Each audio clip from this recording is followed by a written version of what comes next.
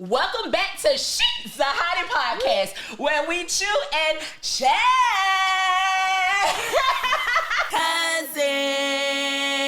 Cousin, welcome back. What they do? To She's the Hottie. She's a Hottie. Where they at? Where they at? We actually live.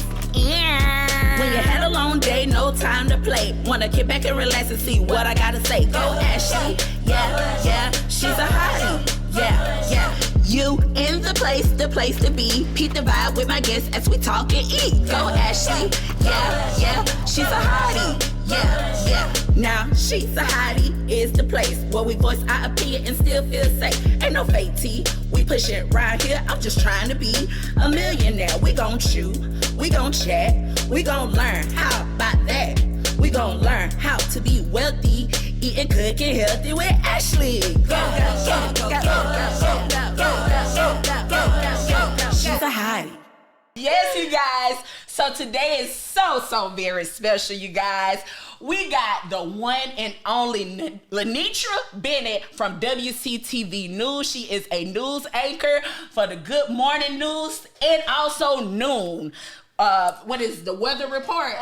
Just news, eyewitness news at noon. Eyewitness news. Yes. Y'all, give it up for Lanetra Bennett, you guys. Thank you. Yes.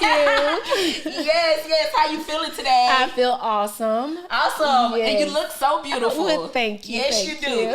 So today, you guys, we have food sponsored by Cooking Healthy with Ashley. We have lamb chops topped with crab meat and spinach, you guys. So we're gonna do this little thumbnail so y'all can kind of see. Fancy. You want to do mine too? Yes, you can pick up your plate and let's do a pose. 1, 2, 3. Yes, maybe we could hold our mugs on the other hand too. Like have the plate in one hand and the mug in another. All right. Let's see if I'm graceful enough to. You got that? 1, 2, 3. Cute. Yeah. Drinking a little H2O today. Yes. So you guys, And this is cute.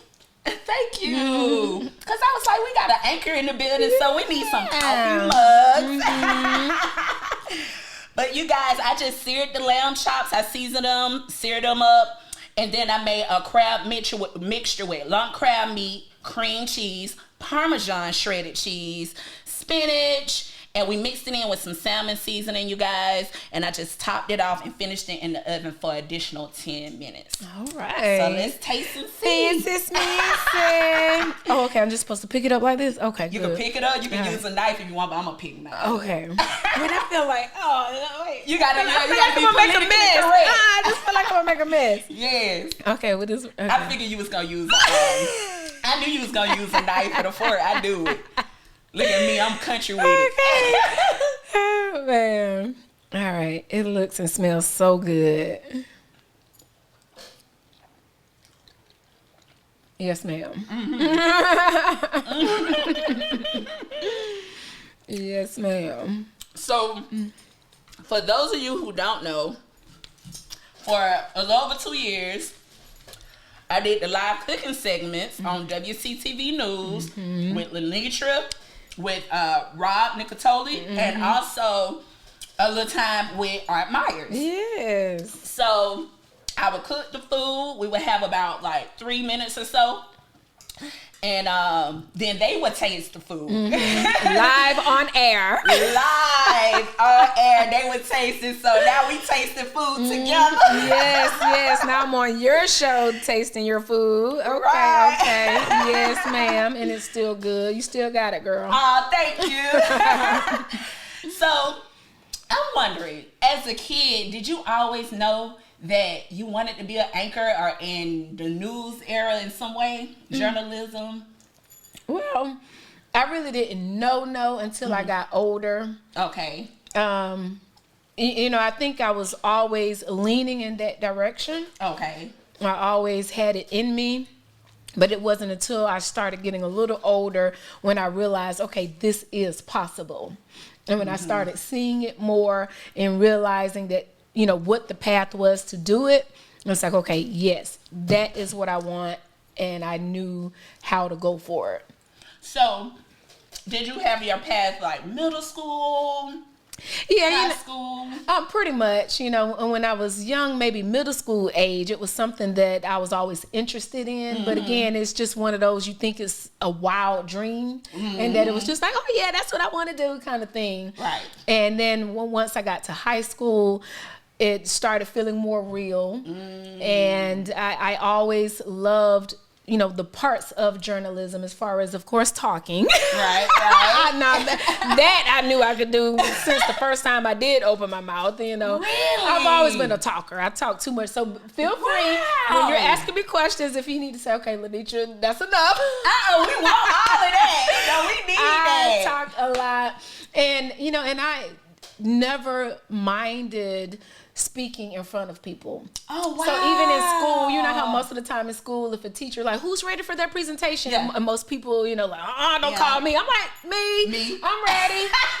Me. Wow. So yeah, I never minded being in front of the classroom or being in front of church, because that's really where the training starts. So that's that's where my training really started. So as a little kid, reviewing the Sunday school lesson. I want to do it. I was that one. Me and my cousin Maya, we would fight, and they said, who's reviewing the lesson? We like, me, it's my turn. So I would love reviewing the Sunday school lesson.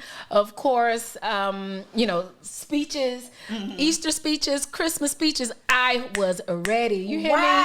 Never afraid to, be in front to talk to people. Then, of course, they gave me the task of doing the announcements at church. Girl, I've been doing that. It feels like all my life. They still got me doing it, because of course, why won't you have the reporter anchor doing the announcements? So of course, that was a job I could never give up. But yeah, so just all of those little things kind of formulated once I realized, that, these things that I like to do, there's a career for that. The speaking and writing is very important too. That's something that a lot of people don't realize when it comes to broadcast journalism. Okay. Because of course, with, newspaper and magazines and all, print journalism, obviously, you have to know how to write. But when people think of seeing someone on TV, they just think, all they doing is just talking on TV. But no, writing is essential. It's number one. We take writing classes before anything else. So again, going back to growing up, even as a child and going through middle and high school, I actually loved spelling tests, Wow. And then, the English and language arts classes, those were my favorite classes. Oh my God. See, you done answered my next question. I love it. Because my next question was that you articulate your words very well. Well, thank you. And aren't you from the South? You're from... Yeah, now I am country. Now I have to admit that the articulation is effort. It takes work, because I do have to keep in mind that I am country and have been told that I have a very Southern accent.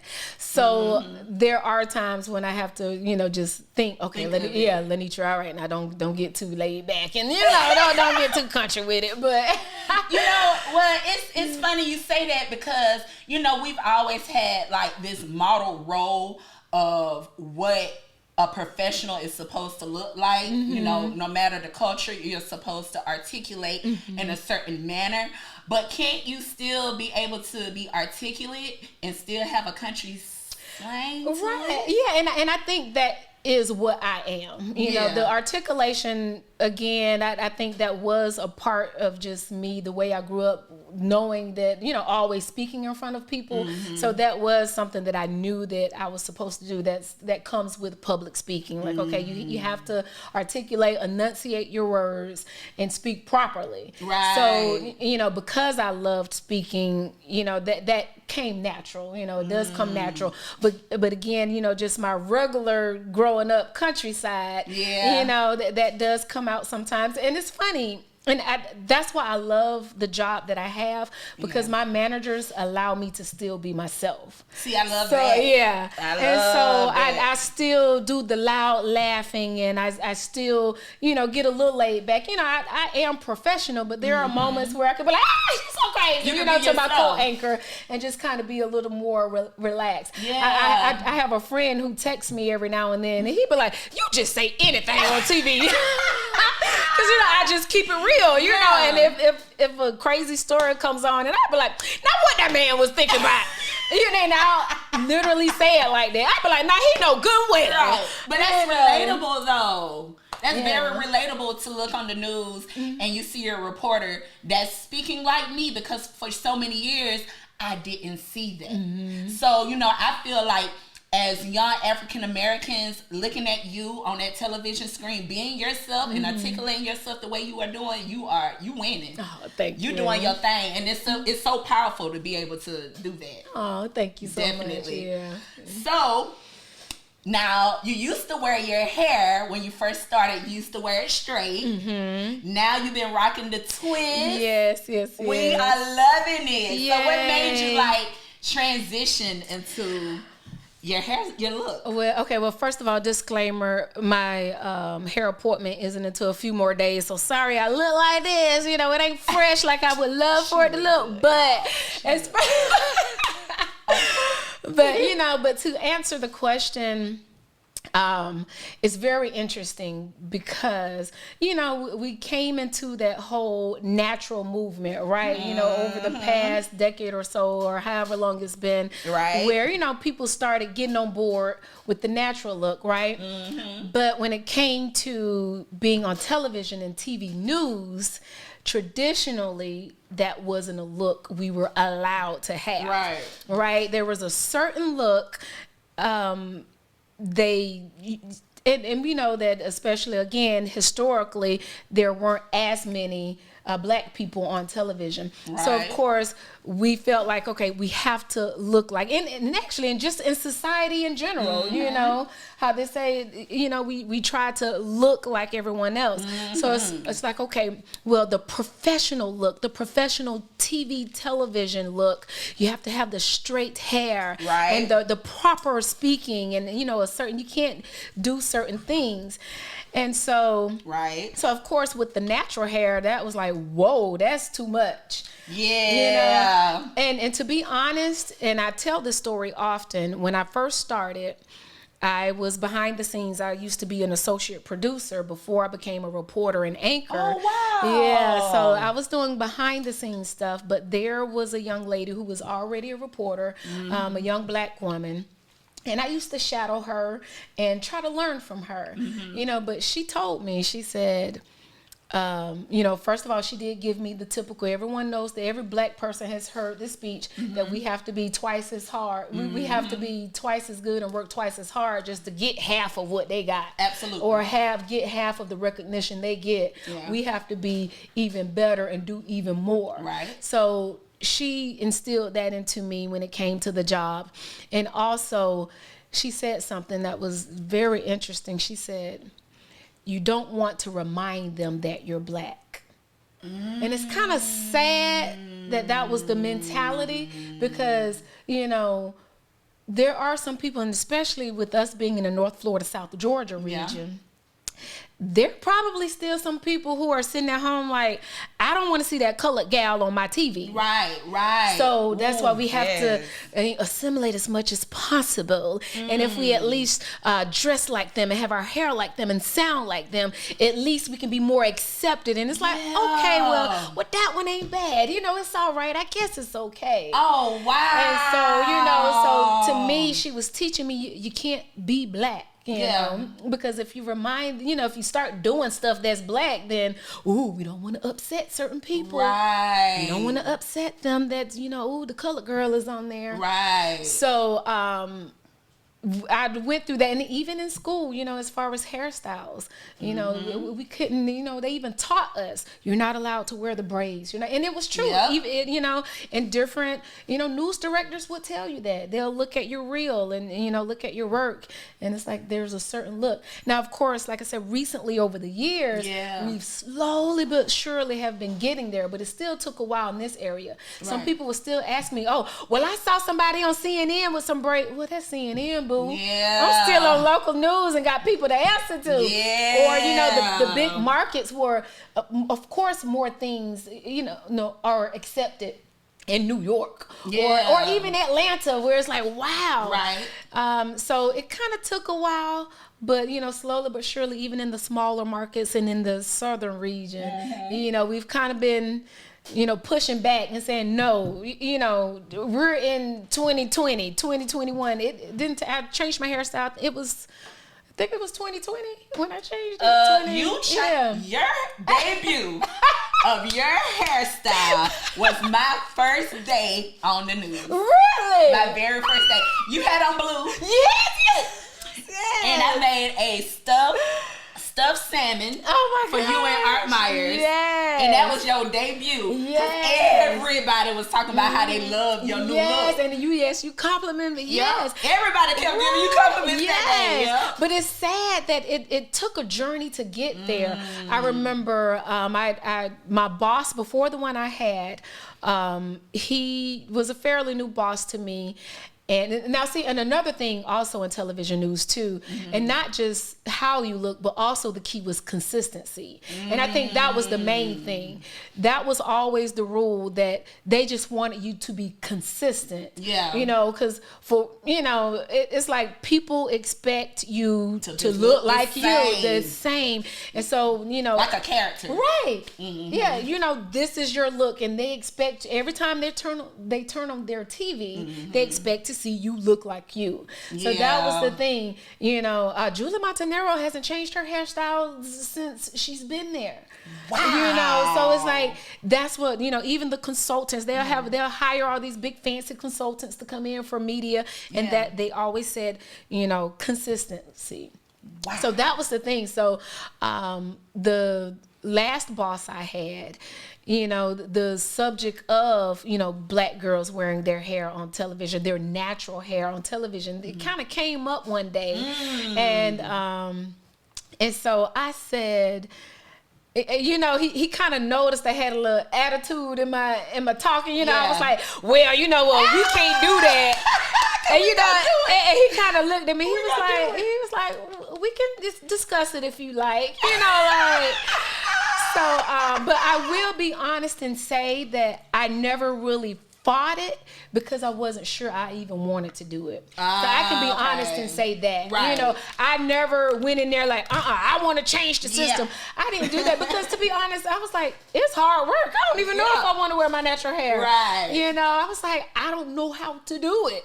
I didn't know what to do with it, how to maintain it, how to style it, and especially since they were still hollering, you need to look consistent. There's no way in the world with my 4C kinky stuff it's going to be consistent because it's going to grow. Right. The pattern is going to change. And you know, we like to change styles we like anyway. To change our hair. So if I want to do it in an Afro puff one day, you know, they'd be like, what? Yeah. If I do a twist out one day, or you know, a little some different style or pin up or something, you know, I was like, okay, well, I know there's no way that I would be able to do a quick, you know, a cute little natural hairstyle and look the same way every day. So I never really fought it. So I never said anything, to be honest. But then I kept thinking about it and you know, everybody, why you don't wear your natural hair? So because it's white. For y'all who don't know, I know. I got up in there one day. She has beautiful thick hair. Oh my God. Super beautiful. It would definitely be a task for you to wear your natural hair on the news. Yeah, and especially since I'm not used to in the early morning shift, exactly. You know, I have to be to work at 3:30 in the morning. So I'm like, that's already hard to do. So I was like, there's no way I would be able to put that much time and work. But then when I saw the twist, and I was like, ding, ding. I could still have the natural look, but it's easy to maintain. Easy. I was like, okay, here we go. Yes. I was like, here we go. You know, because I always loved the natural look. So once I saw the idea, I was like, I gotta go for it. So I went to my boss, and we have a young black woman who's our news director now. And I went to her and I showed her a picture and I said, hey, even though a lot of people still think that it's ridiculous that we have to go to our boss to get permission to change our hairstyle. But, you know, it is what it is. But I said, I would like to change my hairstyle. Yeah. And she said, really? I said, yeah. And I said, I want to do twist. And she was like, oh my gosh, I love it. I was like, really? I was like, okay. Wow. So yeah, she absolutely loved the style, and I did it, and so it's been a few years now. I've been sticking with it, because simply, again, because of my shift, it's just so easy. Yeah. I would love to try something else, but I'm still afraid to, just wear it loose because I don't know how to do it. I gotta be honest. But your hair looks beautiful, and it's so amazing to be sitting here next to you, talking to you about this, because that's major, you guys. Yeah. Like, I don't know if y'all live in Tallahassee or, like she say, the North Florida or South Georgia area, but to see someone look like you, wear her hair in a natural way, and with me being a hairstylist of 15 plus years, I've had career women come in my chair that tell me they cannot wear their hair natural for different, not only just jobs that are televised, but just office jobs or in higher positions. They cannot wear braids, they cannot wear twists, they cannot wear their natural hair. Like, that's been like that for because it seems years. Unprofessional. It's still deemed unprofessional. Right. Locks and braids and all that Right. stuff. And it's the hair coming out of your scalp Right. naturally. Right. It's our natural hair, but they say we're unprofessional. So yeah, and she's right. She's done my hair before, because I usually, when I go on vacation or something, I would wear it loose then. And so if I have enough days off to where I can have time to play with it, and then still get it back done again. So and that's what we did for your birthday. It was my birthday, and I was like, Ashley, can you do my hair? Yeah, so it was cute. Yeah, we need to put a picture up so they can see, which style it was. And we gonna do that, right? Yeah. So I wore it out, and she hooked it up. So awesomeness. yeah. Okay, so we all would like to know, what was one of your best moments? Well, first, how many years have you been working with WCTV? Ooh, child. It's been a long time. And some people are like, wait a minute, you're that old? Yes. But yes, I started there in 2001. But, wow. Yeah, I started part-time as an associate producer. Right. And then I became a producer of our 10 p.m. newscast that airs on Fox 49. And then I became a reporter in 2004. Okay. And that's what my true goal was, to be on air and to be a reporter. And as a reporter, I would go out in the field, and actually be the one to go and get the stories. Yep. And then as far as anchoring, I've been anchoring the Good Morning Show and Eyewitness News at noon since the end of 2019. Wow. Okay. Yeah. So we would all like to know, what was one of your best moments in your whole career there at WCTV News, since you've been a reporter and anchor, and what was one of your most embarrassing moments? Ooh, okay. And I always have to think about this, and I don't know why, because people do ask me this a lot. But it's been so much, I reported on so many things. Oh, I did. And it's all, I love it all. Even unfortunately, even sad stories have a purpose. Yeah. And for me, I love being that person who can be a nice voice for someone who may even be in pain. Because we're almost like first responders. We're with people on their best days and on their worst days, right? Like it could be a bad scene and we are there, or it could be a happy scene, so a happy occasion and we are there. So either way, I just love telling people stories.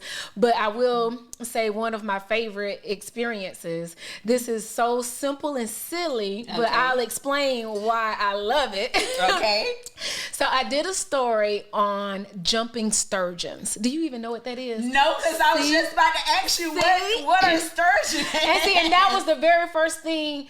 That's reason number one why that's my favorite story, because I learned something new. Okay. And that's what I love about the job, learning something new. I'm sure you always learning. Man, yeah, we gotta learn. We have to be little mini experts on everything we talk about. We gotta know what we're talking about before we tell you about it. True. So jumping sturgeons are fish. Okay. And they're big fish, and they literally leap up in the air. So yes, so the reason I had to do a story on it because they have a very hard shell, like their back. Okay. And it's almost like a shield, but it can have spikes on it, like they hurt. And so there was a period where there were reports, law enforcement were putting out warnings telling people to be careful while you're out boating or out in the water, because they were literally, say you're out boating with your family, Memorial Day weekend or something, and a fish will jump on the boat. And on the way down, it can cut you, scratch you. It was really injuring people. Wow. Yeah, so law enforcement wanted to get the word out. Hey, we need to warn people, be careful while you're out there. So I was assigned the story, and I had to go out on the river. I think I was out on the Santa Fe River and like the Swanee River and Santa Fe River. And so number one, I learned something new. That was interesting. Like, oh my gosh, never heard of a jumping sturgeon before. Secondly, sturgeon. Okay. And then I went out on a boat with one of the FWC officers. Now that was a big deal for me because normally the biggest boat I had ever been on was a cruise ship. Right. I always say, you're not about to get me out there on nothing little, or except for when I was a little kid, I did fall out of sea fishing with my family. That's why I don't like this stuff. That's why you don't like no. So, but like me. Right, but when I'm on the job, there's this sense of bravery that comes. I'm usually squeamish. Like if you be like, go walk through the woods, I'm like, no, I don't want nothing touching me. I don't like bugs, none of that stuff. But if I got that camera in my hand, girl, I'm like, it's on. Like what? Yeah, so you holding snakes and everything. I was like, what? Right. So with the jumping sturgeon story, I went out with the FWC officer and we're on the boat. And so that was exciting to me. And for those who don't know, we have to do our own camera work. There isn't some big cameraman carrying everything for me. And that was kind of exhilarating in itself, even though it's hard work doing it yourself. Yeah. But it makes you proud to say, I did that. Yeah. And that was one of those stories where we were out there in the water and I'm carrying and again because I've been doing it a long time, that's when we had those big old huge cameras. Ooh. And all of a sudden I was able to catch the sturgeons in action jumping up on camera. So that was exciting and I'm like, oh my gosh. And then once I put the story together, it aired on the news that evening, and Frank Rannicky, for those who are from this area, his nickname is The Legend. Frank Rannicky, who used to work for WCTV, he told me, Lanetra, that was a great story. And that meant a lot to me. Definitely. That meant a lot to me. So something so simple about, stupid fish. But no, again, just that feeling of overcoming fear, to be out there on the water and to be able to capture something so unique that most people had never even seen before. Knew about it. Anything. Yeah, and so I shot it myself, wrote it myself, edited myself, and it turned out to be good. And, and to look at it, and I was like, wow, I did that. Yeah. It's just a sense of pride. And again, and to get compliments from people like Frank, I was like, Yeah.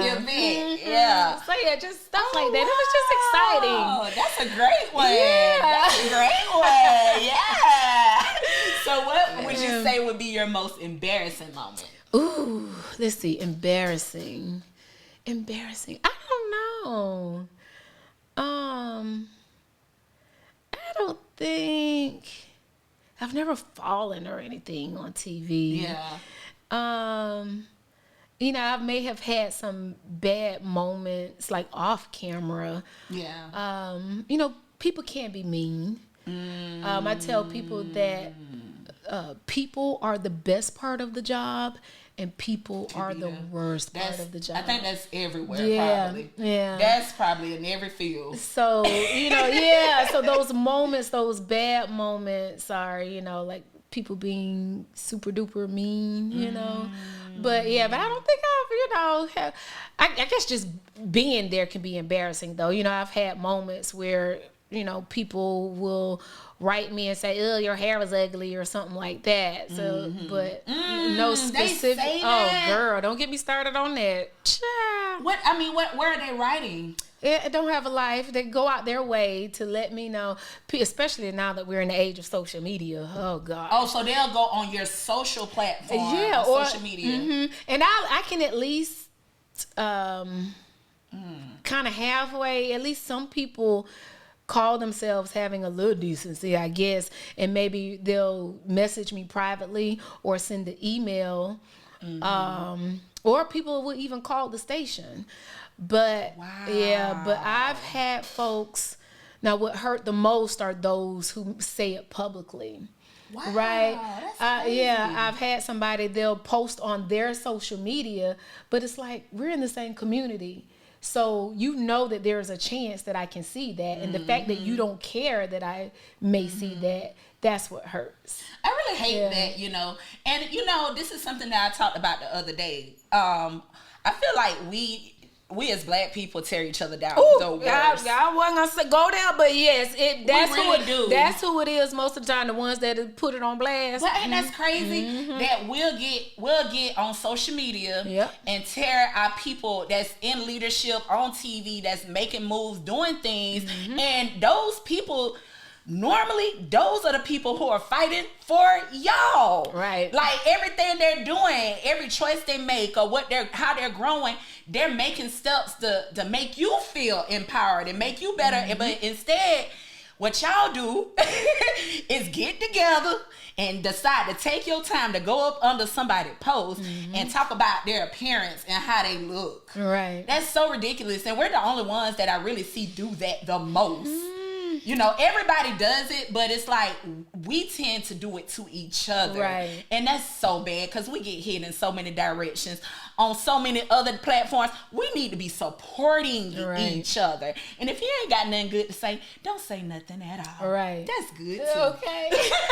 Yeah, so that's why I love my supporters so much. You know, when I get the simplest compliment or just words of encouragement, I literally, you know, am close to tears if I don't start crying because, you know, it means a lot because you have so many people who are tearing you down. So for someone to say, sis, I got you, you know, you're doing a great job. It means a lot. Girl, you killing it. Thank you. You're killing it. And you were the reason why I even had a chance to be on the show because our mutual friend, Michael Court, he reached out to me. He told me that you guys were looking for a chef for that segment. Yes. And he reached out to me. And I honestly, the first day I met you and Art Myers, I just got in a car accident the night before. Oh, so remember I had a brace, if you can remember. Because she was telling me to be careful. Yes. Oh my God. And I was like, the devil tried to hold me down. Because I had been so excited about going, but I went and everything went well. But it was just so shocking to see people you done seen on TV. And these are people you see every day on TV, and then you looking at them like, oh shoot, we have to take it to go. Right. But that was so amazing. I had such a beautiful time doing that with you guys. I learned a lot about media. It actually made me want to. That's how I started my podcast. Yeah. From being on the news station with you guys, like everything from micing up to, you know, seeing how y'all do things behind the scenes. Right. How we come and we talking, hey, how you doing? Oh, it's good to see you. Then that camera come on. Hey, so welcome back. You know, we have Chef Ashley. It's like the thrill of all of that was so beautiful, so amazing. I feel like you don't know how much I appreciate it. So thank you for that. Yeah, we really loved you. Yeah. And I was already, you know, Mike had already told me, he was like, look, she'll be good because she has the personality for it. That's what he was like, she has the smile. So, you know, he was like, it'll be fine. And sure enough, when I met you, I was like, oh my gosh, like for real, she's a bundle of energy. Yes, I love it. You used to give me all kind of nuggets. Right. Yeah, so, you know, exactly. Like I wanted you to do well, you know, so it's like, look, okay, you know, just do this or that or what have you. And so it was awesome. It was great. Yep. And then when I would clean up afterwards and get everything together, because the cast from behind the scenes, they would come and eat and everything. I had extra food. And when I'm cleaning up, Lanetra be the last person to leave. She makes sure I'm good. Like, she's been there all morning. We're sleeping. Okay, she's at work. We're good and sleep. She's at work. So, you know, that meant a lot to me too. Oh, I'm glad. But one moment I had up there that was, I don't know if it was embarrassing. What happened? Or if it was just nerve-wracking. But it was the show where I dedicated the 85 South Show nachos to the 85 South. Yes. And I came up there and forgot the cheese. Oh, yeah. For the nachos. I forgot to bring the cheese. Oh, so I already had the crock pot and everything. It was already together. Man, so I looked at the time. God was on my side that day. It was literally, okay, the show starts at 12. Mm-hmm. It was literally 11:40 something. Yeah, she used to give us heart attacks, y'all. We be like, where's Ashley? She's not here yet. She's not here yet. Yo, I had to learn about that. I was like, no, you can't be playing with these people. You got to be on time early. Right. But it was 11:40 something. I had to rush to Publix to get the cheese out because I was debating. I'm like, this is a big moment. Right. And I can't not have the cheese. For nachos. I went to Publix. I'm talking about I literally was in there running, getting a pan, getting everything that I needed. And then I was rushing. I got to the cashier. I was like, can you please hurry up because I'm about to be on the news in a little bit. Like, I was so nervous. I literally ran back, put everything in the microwave, was stirring it up, like trying to make that cheese sauce. Y'all, I don't know. But that particular day, it did start just a little later. But it never does that. Right. It always be on time.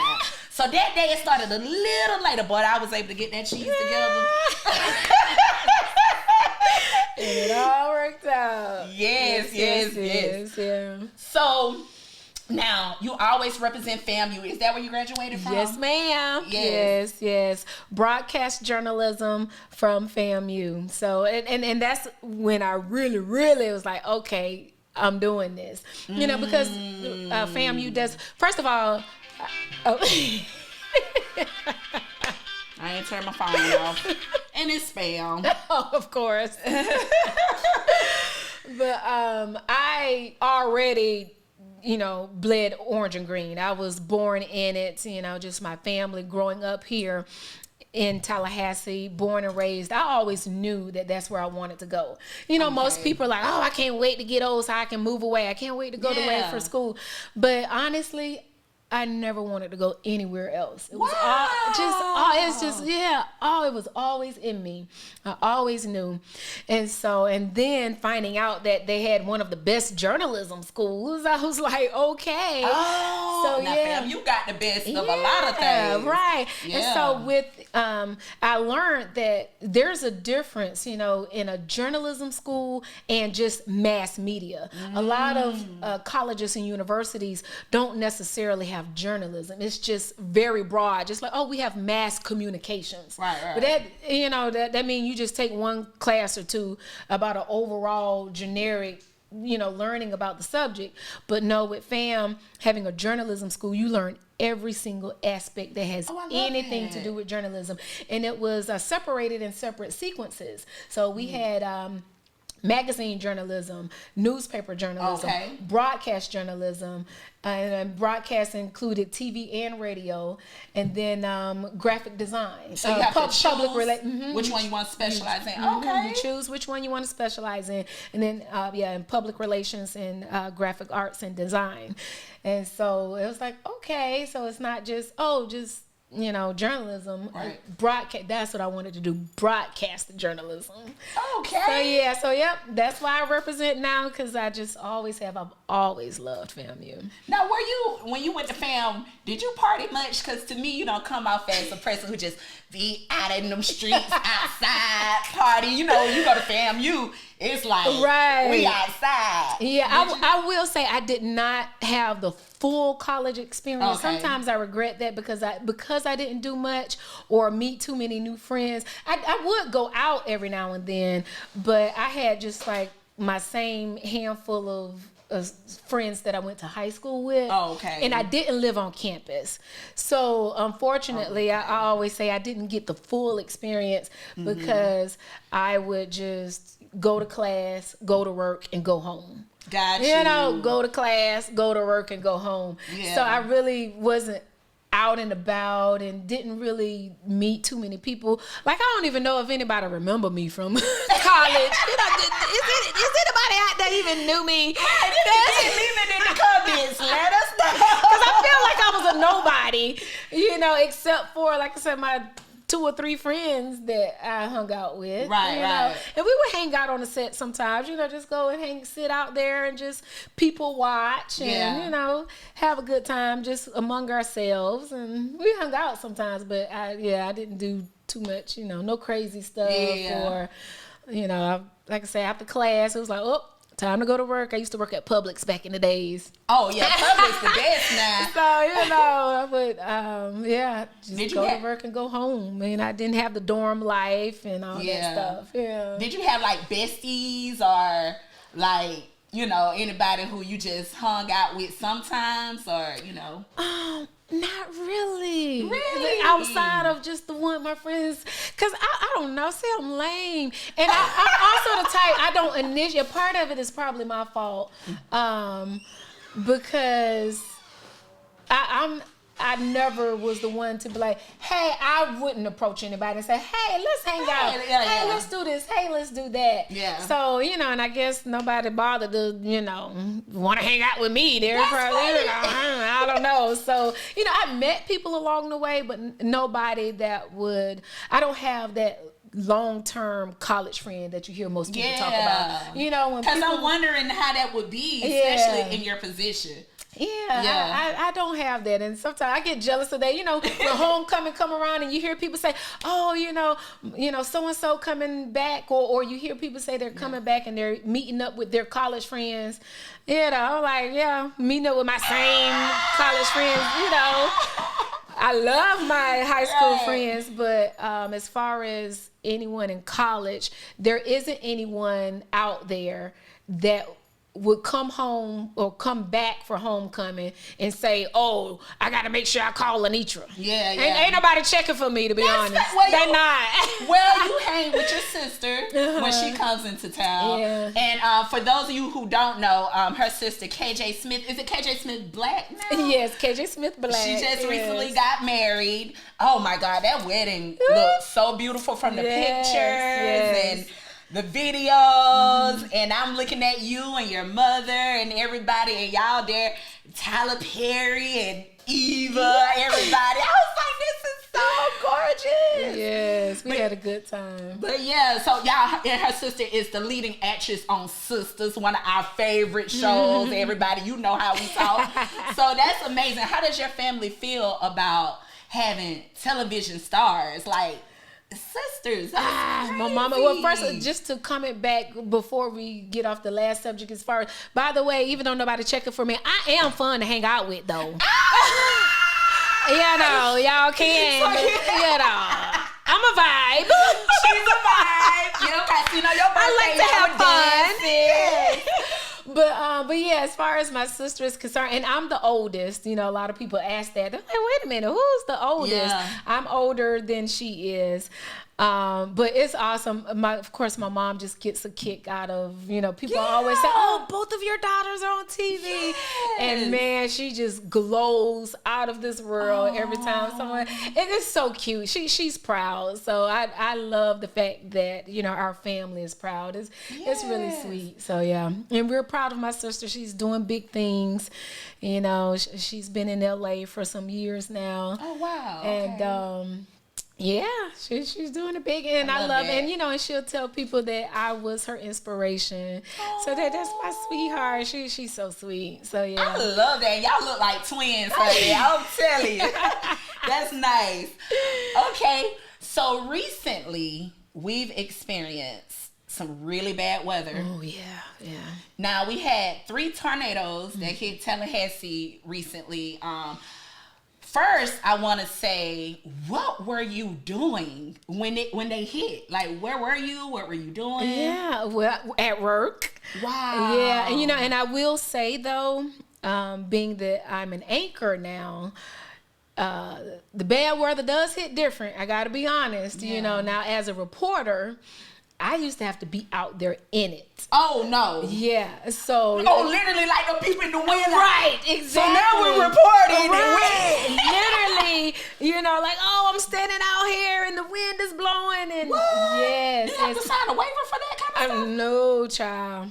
God. Even though these days, I guess they're like, okay, we'll change our, procedure a little more so they don't send the reporters out by themselves. Okay, good. When it comes to the bad weather anyway. So you have to at least go out in pairs and they wait for the worst to, blow over before they'll send somebody out there. But child, back when I was doing it, they had me in it, literally, in the rain. Hurricane Hermine. I don't know if you remember that one. I do. That was one of my worst experiences because I had to go all the way down to Taylor County to cover the hurricane for that one. And they wanted us to do live shots, do live reports throughout all of our newscasts throughout the entire, couple of hours of news. And so, they had different reporters in different areas. And so they're like, okay, they'll go to one. All right, now we'll go to Lanetra Bennett, who's in Taylor County. And so I had to be ready the whole time. And then they got the nerve to say, don't let the equipment get wet. I'm out here by myself in the rain in a hurricane, but okay, you want me to worry about the equipment? Okay, right. But because we gotta get the footage. Exactly. So, but yeah, it was out in the rain all day, and then they had a hotel for me in Perry, so I had to drive from the coast up to Perry, and there was a power outage. And even in my hotel room, there was a power outage. Oh, no. And so that was so, right. And I had to work until about 1 o'clock that morning because they wanted us to do, round the clock stuff. And even with the 11 o'clock news, even when my camera died because it had been out in the rain. So they were like, okay, we'll do phoners. So I was on the phone sitting on the steps. The electricity is out in my hotel and I'm sitting on the steps on the phone like, yes, guys, it's still raining, and I see the wind blowing and I'm still doing reports by the phone. Yeah. But yeah, it was something serious. That kind of reminded me. There's a guy that goes to FAMU. He's actually going to school for journalism and, I guess broadcasting. Mm-hmm. And he does like these fake reports, but he's in the, going to school for it. So it sounds like so real. It'd be so good. He did one about the tornadoes. That was hilarious. Oh, man. That just made me think about that. But wow. So being an anchor opposed to being a reporter. Right. So when the tornadoes came, recently, I was in the studio, nice and dry.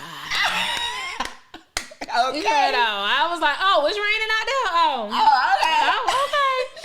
But I earned it though. Yeah. I was a reporter for years. Mm-hmm. For years. Like I said, from 2004 all the way up until about 2019. Yeah. So I put in my time. You put it in. I put in my time. Yeah. So, whether it was 102 degrees outside, raining, storming, 20 degrees outside, I had to be out there in it. Right. Even the days when we saw some sleet and a little snow in Tallahassee, I had to be out there in it. Ooh. So I put in my time. So, so sometimes I feel guilty when I'm sitting in the studio and it's like, it's raining. And I'm like, no. These little girls got it. Right. They got to put in their work. I put in my time.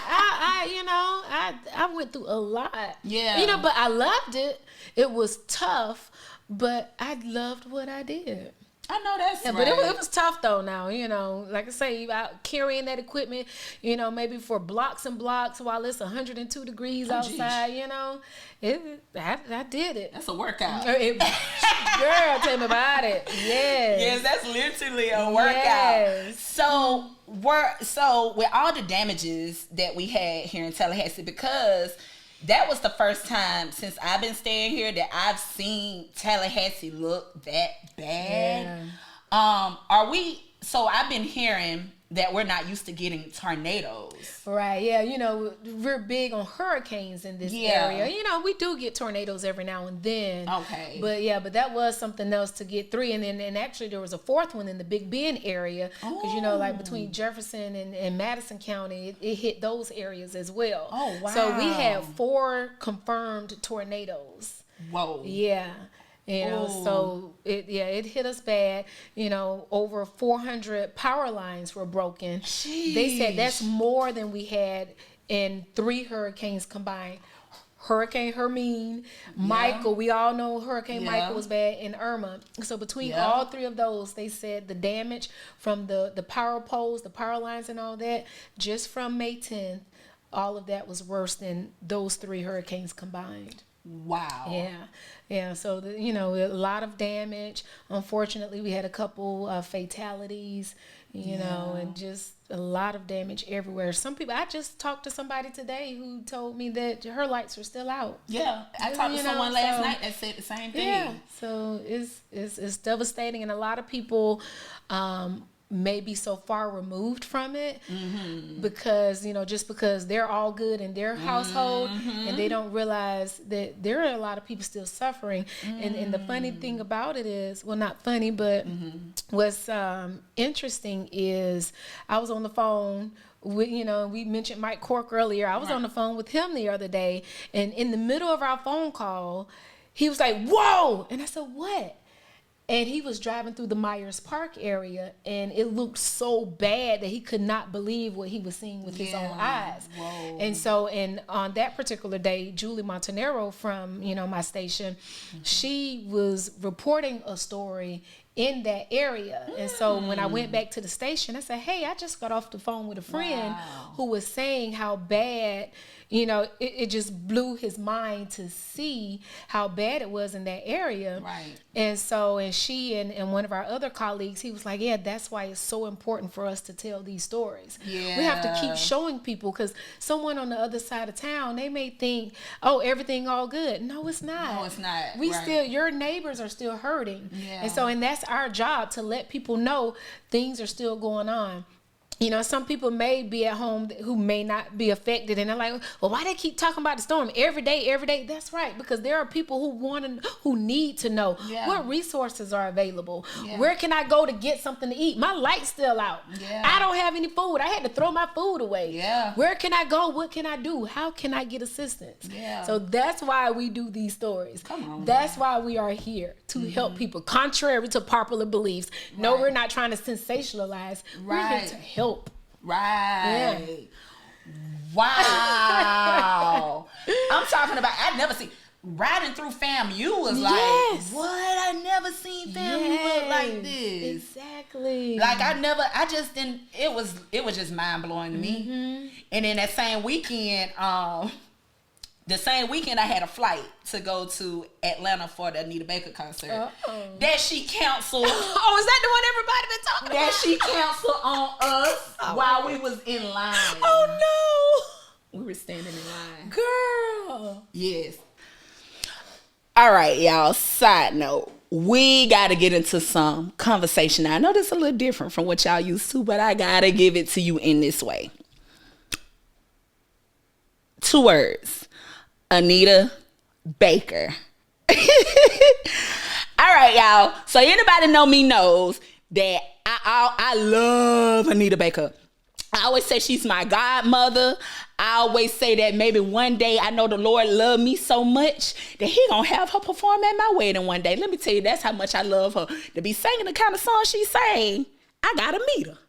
So I went to a concert, her farewell concert, some years ago. It was amazing. When I left her concert, I felt the anointing of God. That's just how great she was singing. So here it is, 2024. She just recently did a show in Atlanta, Georgia, some months ago. So she was having a Mother's Day concert, Mother's Day weekend concert. So what do? I I get my ticket the first day because I want to be on the floor. I want the best view. I don't care. I'm splurging on my ticket. I want to see my godmama in Atlanta, Georgia. Y'all know all the celebrities gonna be there. She might pull somebody up on stage. Now, she kicked Babyface off the tour, okay? But I was still, now I ain't gonna lie. I should have known when she kicked Babyface off the tour, but I still went against my better judgment. So, y'all, I got a plane ticket to go to Atlanta Mother's Day weekend. I'm excited. I don't want to do nothing else but go to the concert. So, that Saturday, I go to the concert. I'm there. I'm looking good. You feel me? Your girl got her Balenciaga bag, jewelry and stuff, leather skirt, hair was real slick to the back and everything. I was feeling myself. I'm walking out. I'm in line, you guys. So we're in line at 6 something. The show starts at 7. Doors open at 6. So I'm sitting there wondering why the line ain't moving. Next thing you know, minutes later, a guy say, concert been canceled. And I'm like, this gotta be a joke. So then I'm standing there. It's a mother and her son. Looked like the son was taking the mother out to the Nita Baker concert for Mother's Day. She looked back at me in such disappointment. I'm looking down back at her in such disappointment. Her son, like, this gotta be a joke, man. I was really looking forward to seeing her. I'm like, oh, me too. Y'all, we still in line though. Women, different random people just start saying, concert cancel. We like, oh my God. And we still standing in the line like some little dumb. We still standing in line because we thinking, oh, this is a joke. Clearly, this is a joke. These people done paid $70 for parking. I paid $40-something for my Lyft ride. Plane tickets. Hello. Floor tickets. Hello. And I was going by myself. So I was doing like my whole little, let me step out by myself, do my thing. Y'all, I got hit with it. So people was mad. But this is the thing.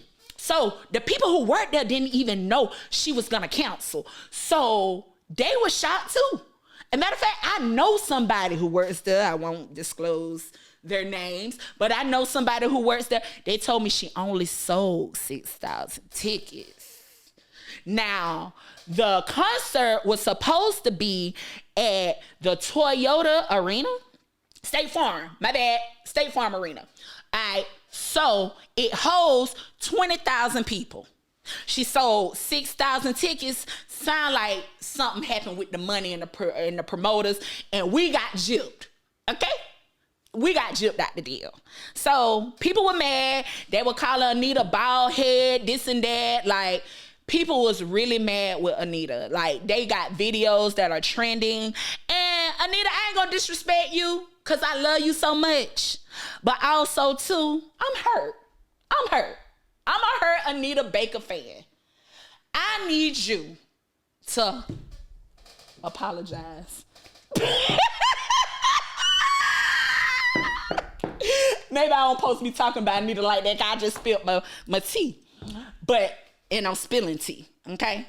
She need to make a remix to I Apologize. Matter of fact, the dude that was outside hustling, selling water or whatever he was doing, he was playing I Apologize on the radio.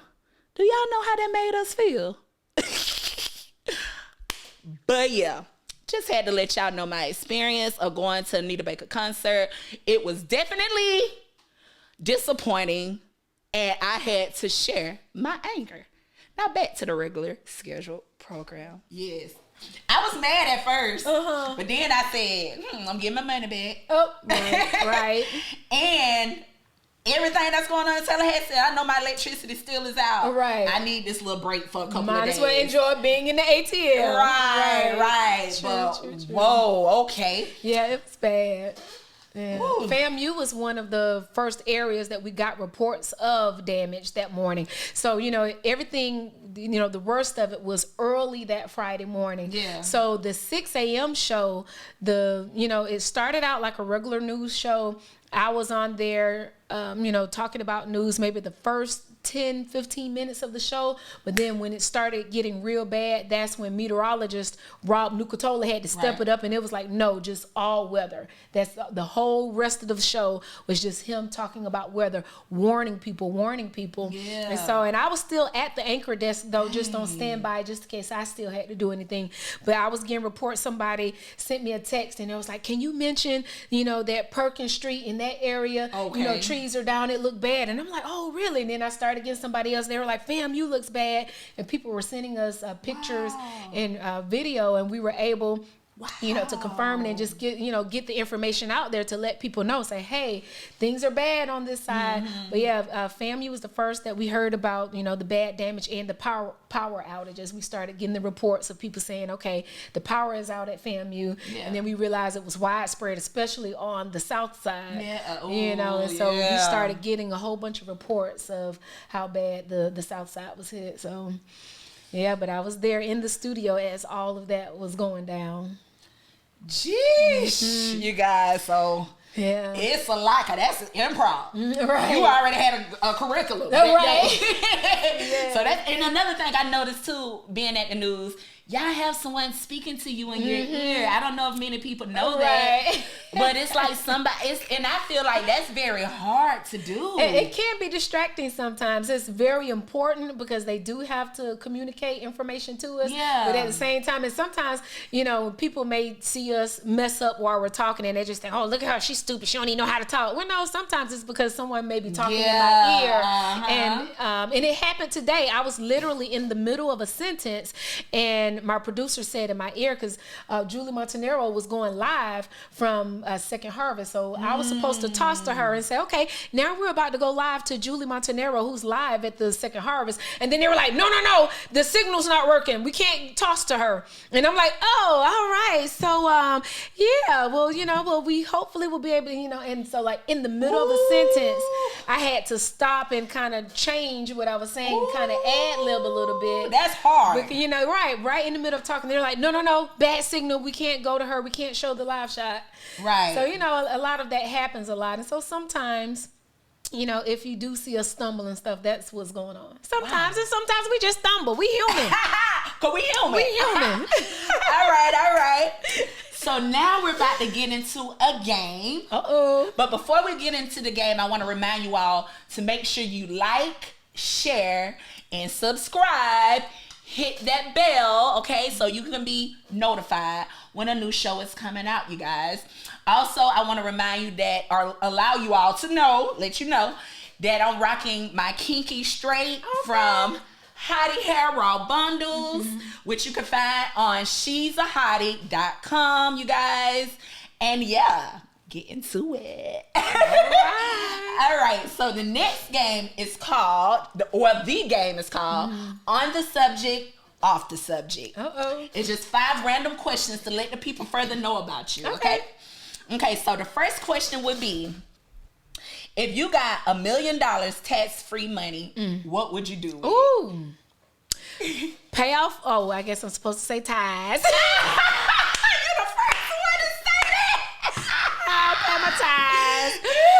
Yes, Reverend Ford. Well, no, you ain't the first one. I just thought about somebody else saying it, but that's good. That's a good one. Advertise. But I would take care of all my bills, any debt I may have. Take care of my bills first. Definitely. Pay the house off and all that good stuff, and then see what we got after that. Period. I don't have kids, so I ain't gotta leave nobody nothing. Enjoy your money. Okay. Joking, but $1 million, that could go easy. So I'll definitely try to save. That could go easy. I would save. It could be one heck of a great investment. Right. Shoot, tax free. Yes, definitely. Okay, if you could have all the money in the world or all the power in the world, which one would you choose and why? Ooh. All the power or all the money? Yeah. Let's see. Do I want to use my money to have power. Okay. Talk to or us. use my power to get the money. Mm-hmm. I'll go with. I mean, power automatically comes with money. I hate to sound shallow to say I'll take the money, but I'll take the money. The power comes with it because everybody know I got the money, so Right. I got the power, boo. Right. Okay, the money. And you can use your power secretly. Right. It ain't got to be a public power. Yeah. When you got the bread. Right. I'll have the power to still do kind things. You know, I would love to have the money to also be able to do good things. Right. Yeah, Definitely. do good things. Yeah. Okay, cool. Next question. Respect or loyalty? You got to choose one. From what I would want from someone or how I would act. Which one would you prefer more of? Like Right. you rather the respect or the loyalty? If you're loyal to me, that means you respect me. I'll take the loyalty. Okay. I would think so. Like, you can't be loyal to me and don't respect me. Yeah. Respect is very important. That's true. Respect is very important, but I feel like you know, you can be respectful to someone but still not loyal to them. So I think it'll be nice if you're loyal to me, you're loyal because you respect me. And so I feel like I would have both your loyalty and your respect. Okay now. Yeah. Okay. All right. If you had one wish, just one wish in the world, what would it be and why? All I really want is to be happy. Hey! Yes, I just want to be happy in life no matter what. No matter what. Even if I am broke, if I'm happy being broke, Lord, just let me be happy. I want to be content in life. You know? Yeah. And if I got money, so be it. But I just in whatever state I'm in, whatever period, just whatever, I want to be happy. Yeah, because you can be rich and miserable. Exactly. It's a lot of miserable rich people. I want to be happy with myself, happy with life. I just want to be happy. Oh, that's good. Yeah. That's the first time we got happiness. Yeah. That's good. I do. Okay, last question. What's your definition of success? Being happy. Okay. Yeah. Okay. Because and I'll be honest, I find myself being hard on myself because I know that I do not meet most people's standard of success. And it makes me sad sometimes because, you know, in what way though? People, you know, to them, success is being big time. Oh, how come you're not working in a bigger market? How come you're still in Tallahassee? You know, success to some people is having a huge big time job and making lots and lots of money and having a big nice fancy house and, you know, the fancy cars and all that. To most people, that's what they see as successful. And I used to get offended when people and somebody had to tell me, like, no, that's just them saying they feel like you could do other things. But, you know, it feels like judgment when people go and they'll frown with it too. Why are you still in Tallahassee? Why you still work at WCTV? Why are you still doing the same thing? You've been doing that a long time. Why are you not in New York or somewhere? Don't you want to do something else? Don't you want to move somewhere? No, I don't. Them the same people don't even know what the inside of a news station looks like. You Them know, the same ones. Okay? it's like I work hard to be where I am, and I love what I do. Right. I chose to stay in Tallahassee because I am from here, and I love being around my family. Yes. You know, and I thought I would start a family, and so I would think, you know, there's no better place to be. Yeah. To work my dream job and still be around my family and have all the love and support. Here. You know, Right. a lot of people, you know, and I was told, you know, along the years growing up and everything, they always said, you know, women in this field usually don't get married or they don't have a successful marriage because the name of the game, and it is, you know, you are supposed to move around and, you know, try to get to the big markets and make the big money. you know. But I was thinking, oh, wow. You know, but they talk about how hard it is because you move off somewhere, you don't have support, and a lot of people don't stay in the field because it's like, I don't have time to work this type of job. It is a grueling job, especially when you're, you know, the hours, we're on call. They can call me anytime and say, hey, we got breaking news, need you to go. Yeah. So some people like, I got you know, kids, or I got a family. I'm not with this. Yeah. You know, so I was like, I can do both. Here with my family, I know that I would have the support if I stayed in my hometown. And yes, I may think about, wow, maybe it'd be nice to be somewhere else. But, you know, but when people, well, why you still here? Because I want to be.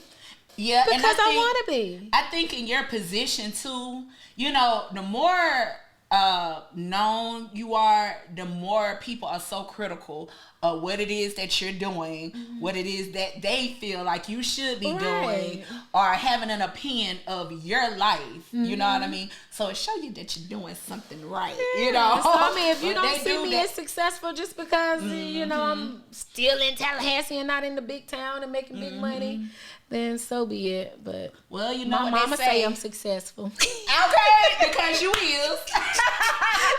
And that's my definition. My mama said so. Opinions are like, everybody has one. Fill in the blanks. Wow. So you guys, also I want to give away $25 cash to anybody who puts in the comments the code word. Now the code word I want to use, let me see if I can remember. Sturgeon, jumping sturgeon. Hey! Sturgeon. Should I say sturgeon or jumping sturgeon for the code? Let's make them say the whole thing. Make jumping them say sturgeons. Yeah, earn them 25. Yes. So the code would be jumping sturgeon. The first person to put this code in the comments, I will send you your $25 in cash. All right. Okay. Also, I got you a t-shirt. A She's a Hottie podcast t-shirt, you guys. Thank you. But I got yours already neatly wrapped up in my Hottie bundle bag. It's cute. Oh my gosh. Thank you, man. No problem. So is there anything else that we need to know about what you're doing, what to expect, what you got going on? I know you do radio as well. Yes. I do have a little segment called The Latest with Lanetra that airs on the Hallelujah Morning Show with Mike Cork and Friends. And that airs on Hallelujah 95.3 from 7. The full show is from 7 to 10 a.m. on Hallelujah 95.3. And then my segment, The Latest with Lanetra, is Tuesdays through Fridays at 9:30. All right, Tuesdays through Fridays. And so it's a new segment, but it's different. It's not like, you know, WCTV, we have a good time. You know, we say it's news like no other. So, yeah, it's just a cute little segment we do. 9:30 on 95.3. And then that's about it, you know, just doing my thing. Please watch the Good Morning Show, 6 a.m. on WCTV, the local CBS affiliate here. You can also find us for those out of town, WCTV.tv. We have live streaming. And or you can just follow me on social media. And that's pretty much it. I'm just me. And thank you to all of those out there who do support me. I really, really appreciate it. I do. And I thank you for coming here. I thank you for everything you've done for me in my life. It means more to me than you know. And you're making such great movements, regardless of what anybody tries to tell you or sneak in your ear, because somebody's always going to put something negative when you're doing something so great. But you're making power moves here in Tallahassee, and we value you and appreciate Thank you. So let me get Thank you so much. Thank you guys. We got the GOAT in the building, Lanetra. Bye, cousin. Welcome back. What they do? To She's a Hottie. She's a Hottie. Where they at? We actually live. Yeah. When you had a long day, no time to play. Wanna get back and relax and see what I gotta say. Go Ashley. Yeah.